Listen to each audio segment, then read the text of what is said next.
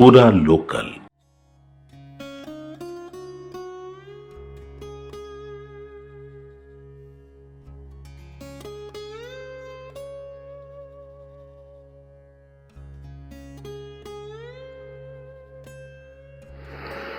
సాయంకాలే తు స్వయం విష్ణు త్రయామూర్తి దివాకర.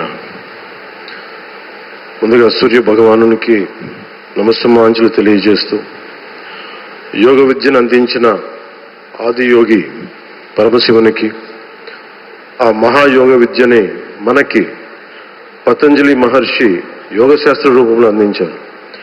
వారిరువురి పాదపద్మములకు నమస్కారాలు. మన యోగ విశిష్టతను, గొప్పదనాన్ని ఋగ్వేదంలో ఉన్న మహానుభావులు తెలియజేస్తే, దానిని ప్రపంచవ్యాపితం చేసిన దార్శనికులు మాత్రం గౌరవ ప్రధానమంత్రి శ్రీ నరేంద్ర మోదీ గారు. భారతీయ సనాతన ధర్మం తాలూకు విశిష్టతను యోగా ద్వారా విశ్వవ్యాపితం చేసిన ఘనత ఆయన సొంతం. యోగా సాధకులు ఎంతటి దృఢచిత్తాన్ని కలిగి ఉంటారు, ఒత్తిడి జయించి సంకల్ప సాధకులుగా ఎలా నిలబడతారన్న దానికి కూడా మన గౌరవ ప్రధాని శ్రీ మోదీజీ గారు నిలువెత్తు ఉదాహరణ. ప్రపంచ యోగా దినోత్సవం యావత్ భారతవానికి, భారతీయులకి దక్కిన గౌరవం. సరిగ్గా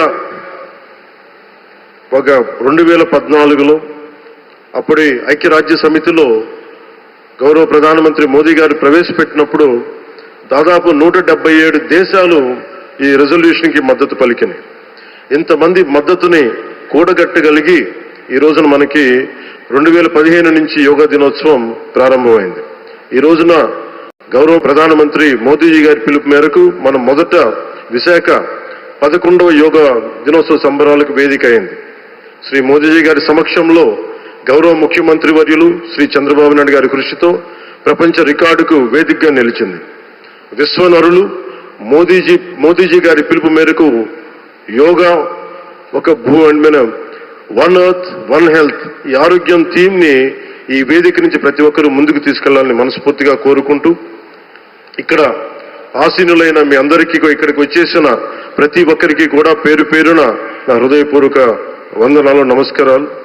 అలాగే గౌరవనీయులైన గవర్నర్ గారి శ్రీ అబ్దుల్ నజీర్ జీ గారికి, గౌరవ ముఖ్యమంత్రి శ్రీ నారా చంద్రబాబు నాయుడు గారికి, civil aviation minister Kinjarapu Rammohan Naidu గారికి, అలాగే మనకి Ayush minister of state independent charge Shri Pratap Raj Jadhav గారికి, అలాగే వేదిక పైన ఉన్న ప్రతి ఒక్కరికి, గౌరవ కేంద్ర మంత్రివర్యులకి, రాష్ట్ర మంత్రివర్యులకి, ప్రతి ఒక్కరికి పేరు పేరున ధన్యవాదాలు తెలియజేసుకుంటూ సెలవు తీసుకున్నాను. జై భారత్, జై హింద్.